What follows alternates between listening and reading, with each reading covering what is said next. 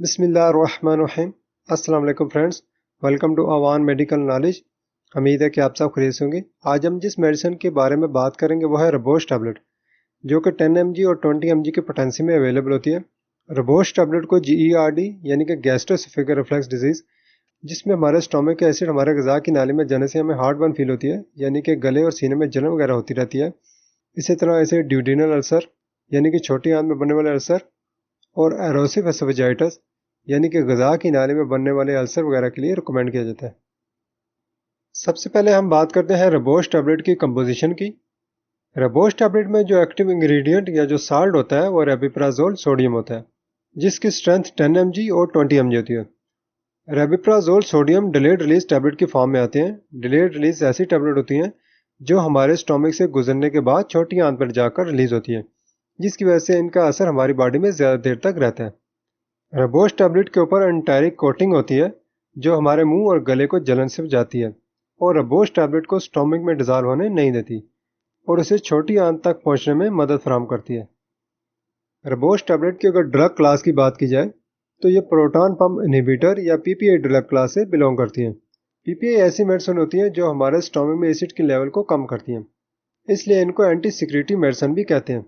ये हमारे स्टोमक में जो पैराइटल सेल हैं उसमें जो प्रोटॉन पंप प्रेजेंट होते हैं उनको ब्लॉक कर देती हैं, जिससे हमारे स्टोमक में एसिड की सिक्रेशन कम हो जाती है।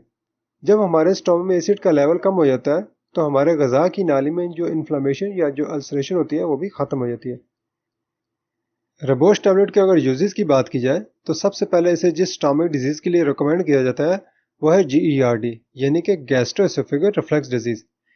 GERD में हमारे स्टोमक का एसिड हमारे गज़ा की नाली यानी कि एसोफेगस में जाने लगता है, जिसकी वजह से हमें गले या सीने में जलन होती है और मुंह में खट्टा जायका आता है, और बाज़ लोगों को तो बार बार डकार आते हैं। रिबोस टैबलेट को इसके अलावा एरोसिव एसोफेजाइटिस या एरोसिव GERD, जिसमें हमारे गज़ा की नाली में इन्फ्लेमेशन या अल्सरेशन हो जाती है, इसके लिए भी रिकमेंड किया जाता है। रिबोस टैबलेट को non steroidal anti inflammatory drugs या H. pylori इन्फेक्शन की वजह से हमारे छोटी आंत में बनने वाले अल्सर, जिसे ड्यूडेनल अल्सर कहते हैं, के लिए भी यूज़ किया जाता है। रिबोस टैबलेट को ज़ुलिंगर रिलीजन सिंड्रोम, जो कि एक डाइजेस्टिव डिसऑर्डर है जिसमें हमारे स्टोमक में बहुत ज़्यादा एसिड बनता है और इसकी वजह से हमारे स्टोमक में पेप्टिक अल्सर बन जाते हैं, तो इसके लिए भी इसे रिकमेंड किया जाता है।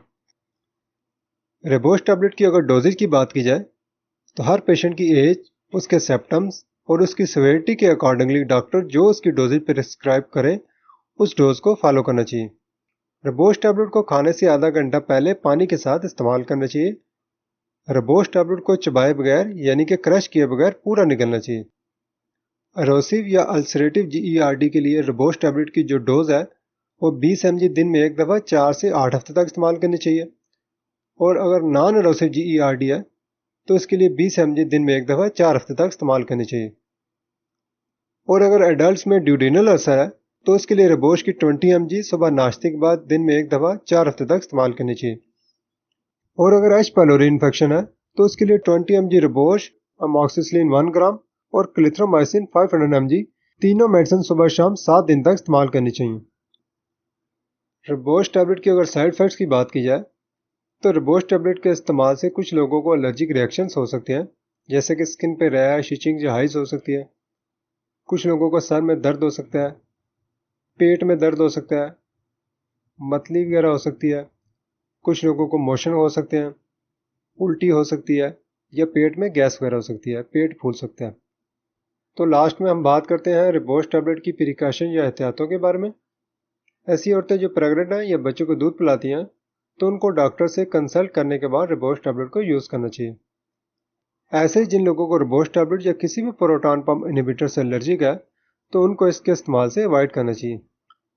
जिन लोगों को लीवर या कोई किडनी डिजीज़ है तो उनको डॉक्टर से कंसल्ट करने के बाद रिबोस टैबलेट को यूज़ करना चाहिए।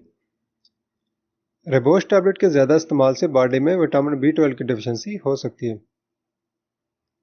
ओके फ्रेंड्स, तो ये हमारा आज का टॉपिक था रिबोस टैबलेट से रिलेटेड। अगर आपको हमारी ये वीडियो अच्छी लगे तो हमारे चैनल को लाइक, सब्सक्राइब और शेयर कीजिएगा। Thank you. अल्लाह हाफिज़।